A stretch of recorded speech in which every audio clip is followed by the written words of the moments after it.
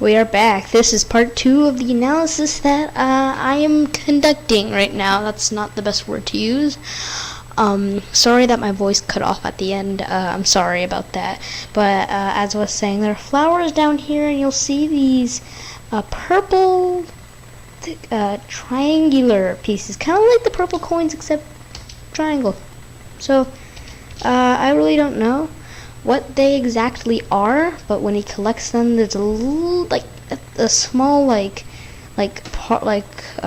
circle that just gets smaller really quickly, and then he'll jump. And if you look on these power lines, they're again covered in ice. This is very Icy City. Now we have this scene, and this is a brand new section where you have this potion, like I mentioned, and I feel like this is a potion, but at the same time I feel like it's fuel of the thing, which would make a lot of sense. You see a little view of this. Now and then the next scene, you're gonna run. You see some coins on top of the tree, and you see these weird robot residents that we saw in that one advertisement.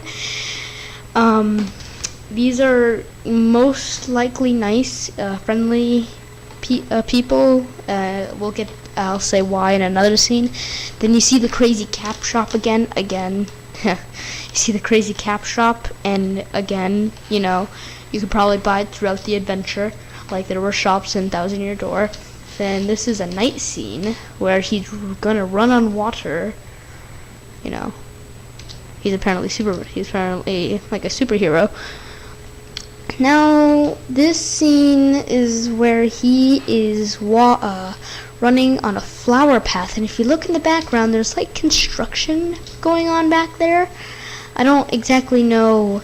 Well, no, I do know. That goes with the construction theory that I had earlier. So, yeah. And then this scene, you can see purple screws almost up there. Again, I don't know if every object's gonna be purple. Come on, Nintendo. There are different colors. But again, this goes with the construction theory, because this is in the same area. And then he's just gonna jump and then dives. And if you look, right when he dives, there's like a big a few small yellow lines that kind of pop out like a kabloom in a cartoon, in like a comic book. Kind of looks like something like that. Then on the bottom there's a pipe, and you see his expression. He's like, out of water. I'm out of water. There's literally jumping in there with with wet clothes. And like I said, you see the pipe. You see this rainbow over here. It's kind of funny. Then there's this scene, which is really interesting, because you have these P blocks, they're not even blocks, P switches, which usually do something when they are activated. Now, we saw the same giant structure in the advertisement, and this again goes with the construction theory that I had. And then he's gonna jump. We're gonna make it here. You see another P switch block. You see some bricks that look like they're from 1-2 from the original Super Mario Brothers, because they're underground. Then you see this purple goop that we'll get back to in a sec, and you see that light that was coming from the ship. This is coming from something else. It's really, nobody can tell what it is, at least for me. And finally in this scene, if you look over here, we look like we're in a dome. Like an actual dome, kind of like Sandy's dome in SpongeBob, except just scarier and weirder, especially for a Mario game.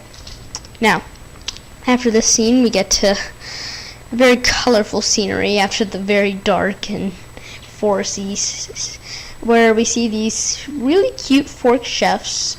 Then we see the area, which kind of has that hard candy type feeling, except it's vegetables and fruits. And then you see this bunny up here, which I think it's the bunny from Super Mario 64 and Galaxy and 3D World, the one where you have to chase. And it'll also go in with another scene. I think these are binoculars. Now you could argue that it could be something else, but you see the eyes. It'll go well. I don't know what you're gonna look up at. Maybe the sky. I really don't know. So this scene, he's kind of observing the area. Then obviously, if you first see this, you're gonna think of Mario 2. I would myself. But yeah, I thought of Mario 2. And then if you look that entire time, there's this gem in the background that we can go a little bit. Yeah, there's that gem that's turning right there. I think that's a gem, and also the bunny is getting scared of us. So again, I think you probably have to chase it. Cute. Now, this hammer bro has a chef hat, and in this scene, it's behind it's a little. It's right next to the forks, as you can see right there, and then you got this hammer bro that throws frying pans at you, and you see these spinies, and then you see those question mark blocks, and then you got this like cheese feeling to it. Again, throwing frying pans. And if you saw, let's go a little bit back. Those pans like explode, like. So next up, we got this ginormous explosion of a volcano, which is interesting and not interesting because it doesn't really show much, but it shows that it's something. This will also go with another scene. There's a giant pot on top of it, so I don't know if that has to do something with the story. And then he goes by with the ship. He's like, whoa, thank God I never took Luigi, or else he would hog the window. He'd be afraid of heights. Anyways, it's got a little flag there too. Now, in this scene, you see the same light that's coming from the ship. We know that because of this giant thing. We can also see part of the hat. He's on a lamppost. And then we see these water fountains. I didn't really mention them, but they're just there. Now, in this scene, we see the Mexican-style city. I should be proper and say town. And then you see this giant structure. I forgot to mention this in the other scene, but this will be very important. And you see all the ice everywhere, and you see these arrows, triangle dots that kind of look like they're leading to somewhere. But the last one, we're on that roof right behind Mario, and they weren't really leading anywhere. So I don't know. They're also there too. And those are actually up there too. So, I don't know. There's this thing down here. Looks like, kind of like a banana almost. I really don't know. It's just there. It's kind of weird. Then you saw the ice. And then this scene, it's New York again. Mario's having some fun playing jump rope. While the other people. And then this scene, you actually see the volcano in the background erupting a little bit, which is very interesting. And then you see this courthouse-ish type building.